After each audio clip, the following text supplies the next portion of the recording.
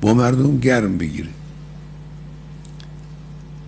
به میان مردم برید، یعنی برید تو مردم، تو اجتماعاتشون شرکت کن، حرفشون رو گوش کنید. احیانا حرف تندی میزنن، حوصله کنید. اینا تمرین لازم داره. بعضی ها هستن که خدای متعال لطف کرده به اینا حوصله دارن، هرچی بهشون بگن براشون مشکل نیست.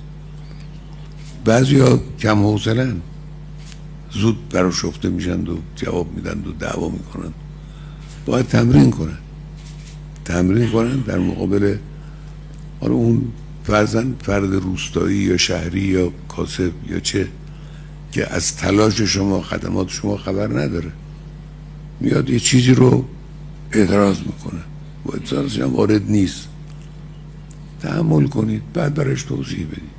یعنی با مردم بودن این چیز داره. اگر اینجور بشه به شما محبت پیدا میکنن.